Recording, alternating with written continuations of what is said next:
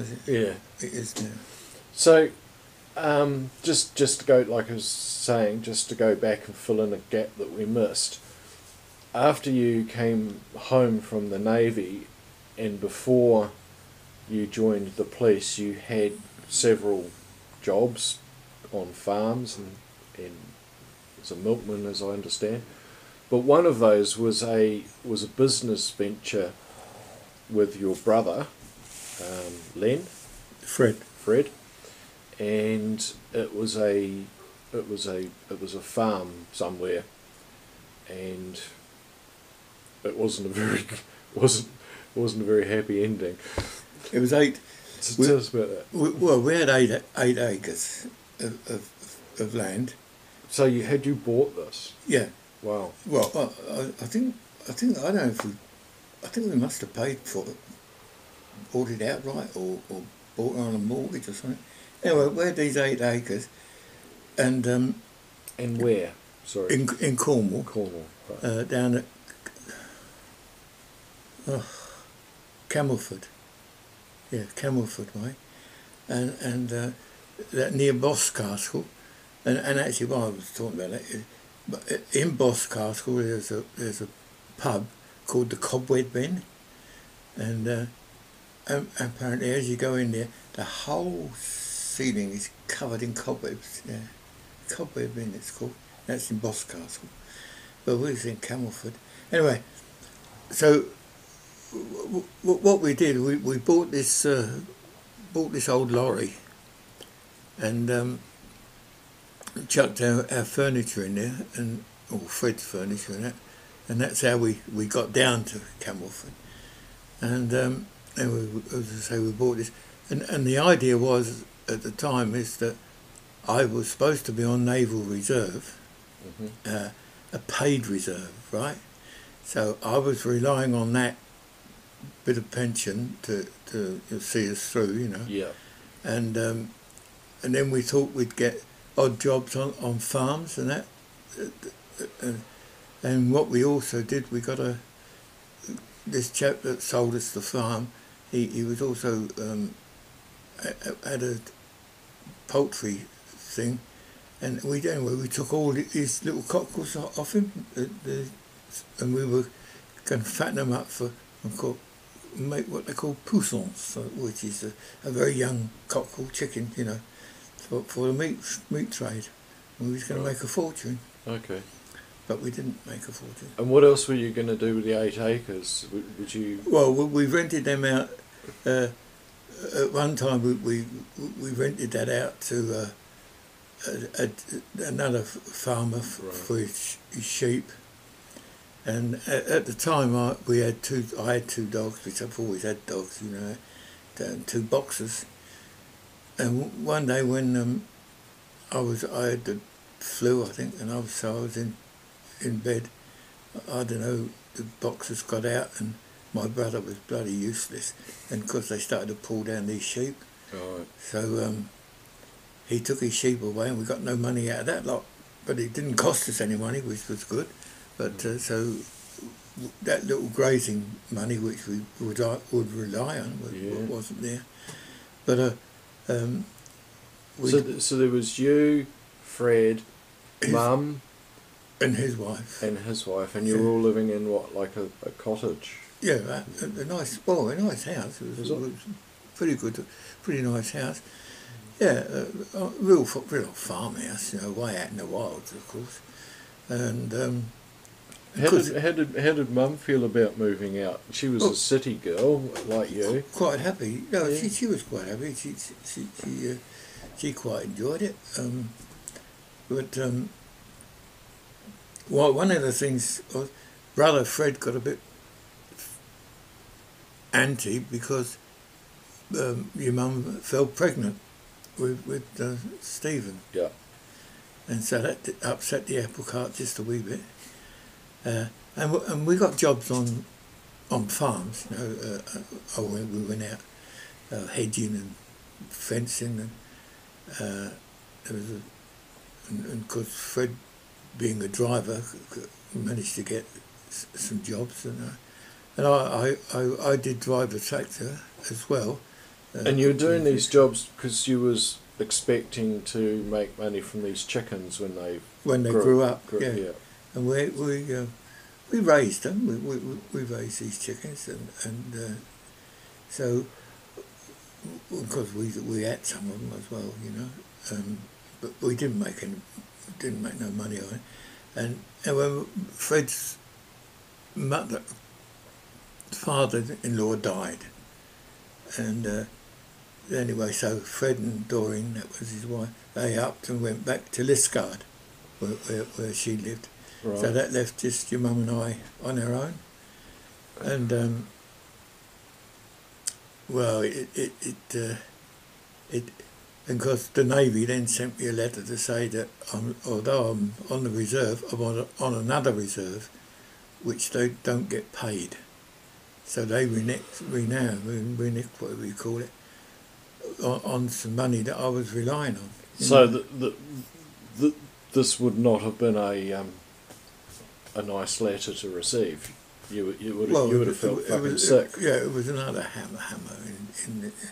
And anyway, in the end, I got hold of the joker that sold us the farm, and I said, look, you know, we're off, and you sell this for whatever. I said, all it is, I don't want any debts. So whether we made a profit out of it or not, I don't know. We just walked off. We just walked off. Now, and we did take a few chickens with us. Yeah. To Rouse Road, and I remember temporarily we had put a little thing under the sink in the kitchen, and boxed that in. Yeah. And we had the chickens in under the sink. Yeah. For a little, only till we could sort the garden out. Yeah. Okay. But and then actually I think it was after that I went as a milkman for a while on the UD, Right. United Dairies, and that's where I got my driving licence on the electric motor. Ernie and his fastest milk cart. Yeah. And so just going back to the farm though, Dad, I think there's a little bit more to the story, isn't there? These were. It didn't just not work out. You had no money, did you? There were times when you didn't have anything to eat either. Yeah, it was hardjacker. Yeah, and of course one of the other problems was that being we were isolated, and I didn't drive. We did not have a motor, and this big old van that we had. I mean, it just about got us down to Cornwall, and that was it. It backed up. So, and then, of course, as I say, we had bright ideas on this, but it never worked out. And yeah, we starved, and we had to eat some of these chickens and things, but. So was Stephen born at the farm, or did no, he born at was he back at Rouse Road? Rouse Road, he was born, yeah. And so that was another reason we can't. Because the biggest joke of the lot was that my Fred got all upset because Barbara was pregnant and we was going to have this baby, because that was going to be because he'd been married a lot longer than I had. Anyway, his wife got pregnant when she got back to Liscard, yeah. Oh, okay. So I don't know. Or maybe that's why he was upset. Maybe he was jealous. Well, I don't know. I don't think he was happy about this have a baby. Anyway, it didn't work out, and as I say, we walked out of it. There was an incident when Tony that must have been another time. That must have been somewhere else. Tell me about that. There was an incident when. Oh, it might have been Tony. Did he visit and he got attacked by a cockerel? No. Yeah. Where was No, where did that? that was after I came back from that. Then I went as a milkman, and then I got this job at Basingstoke as a pigman. Oh, okay. And Stephen was born then. Yeah. You know, and again, it was sort of pretty isolated. Well, not as isolated as the other, but I wanted to pigman on this farm, and we lived in this farmhouse that was sort of on a farm, but the main farm was down in the valley a bit more, you know. So, and I used to look after. I had the pigs, and I used to look after any of the sick animals, you know. And I remember having a go at a bloke when they brought up a great big steer, because he used to breed beef cattle as well on this farm, and they brought one of these up that was injured, and one of the hands there was trying to bang two barrels of shit out of it with a stick, because I went berserk and I wouldn't have that, and so I said, I'll show you what to do, and I got a sack, and I put a stick in the sack as it fell down, and I put that in front of the steer, and I got him into the pen, and I said to him, it's hard for you to bash him like that, I've got to get in and feed that animal, and he had big old horns, you know? And I wasn't amused, and as I say, I wouldn't have it, and the boss was there as well, but I just wouldn't have that nonsense. So so we was there, and because he bought some pigs for me, and some sows, and because they had the little fellas, and I built what they call a creep in the corner of the house. Which was only a wooden block to corner off, but with with a lamp in, ultraviolet lighting. Yeah. And so the little pigs could get in there under the light, and the sow couldn't get to them, because the danger is the big sows would turn over, and they would crush the little pigs and kill them. So that's what this creep was. I'll just go deal to your... Well, I'll call him. Just shut that off for a minute. All right. Yeah. Sorry. So you built this thing for the... Yeah. So we raised these pigs, you know, and a couple of instances there is that the little pigs weren't progressing very well, and I said to the farmer, who was a gentleman farmer. Yeah. In other words, he didn't get his hands dirty. Yeah, right. The pig stuff that he was giving me was for fattening pigs, and I said, these little pigs have got to go on a special diet, you know. No, he wouldn't have it. Anyway, he got a vet to come out, and I remember that they came out, and the vet said, pick up some of them, and I said, look, I'll pick up the little ones and bring them out, but don't you? I said, but you two get out of it, because if she sees you two there, she's going to go daft. Also, because I used to go in with the sows, and I found with most females, if you rub their tummies and their old titties, they lay down, and they used to love it. Yeah. And so that's what I used to do to the sows, and so that they sort of loved me. It was good. So anyway, I told them to get out of the way, because I wasn't going to pick a pig up with them. And anyway, I went in and picked up some of these little fellas. Yeah. It's winking now.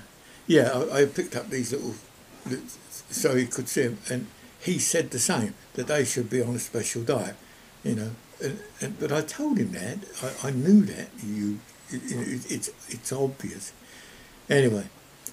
I think we changed it, and so that they'd all grew up, and we had them castrated, and they all went off to market, you know, when they got big.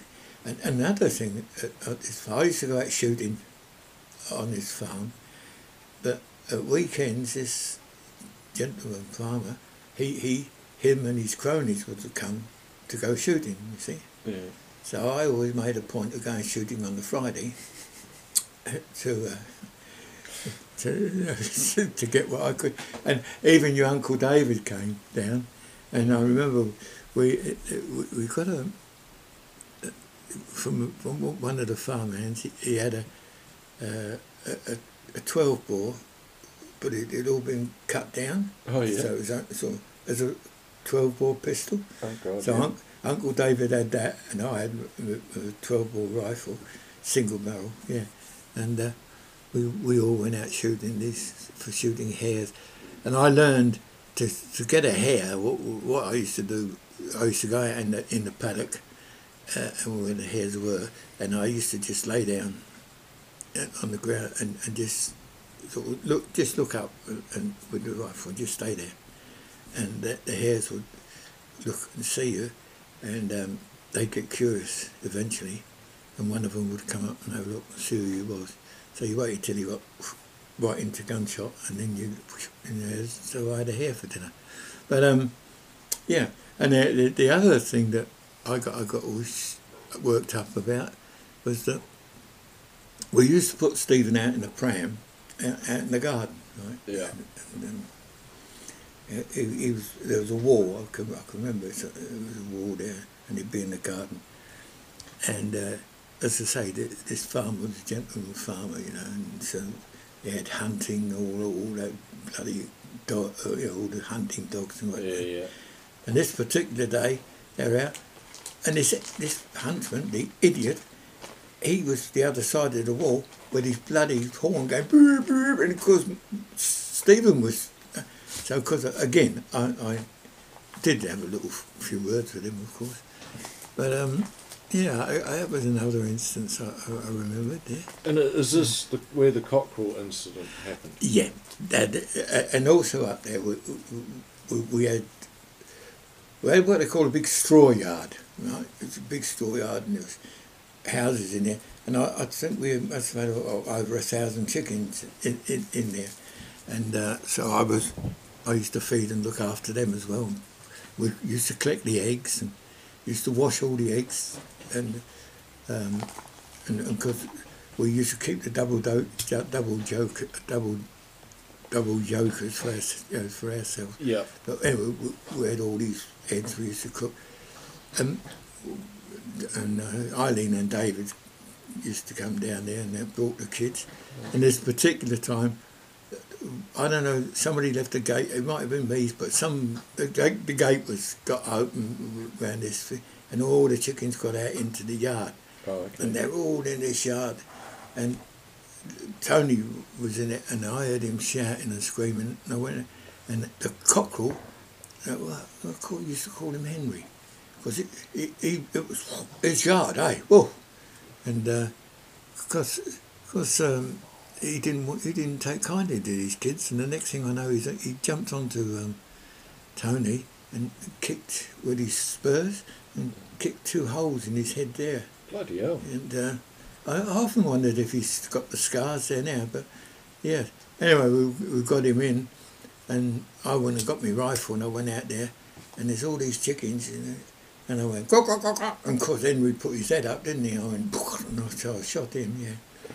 And I told the farmer, he said, "That's all right," he said, "you can have it, $10. So he charged me $10 for this bloody chicken. Oh my God, what a cheeky bastard. Well, this was it. I mean, this was what he was like. Eh?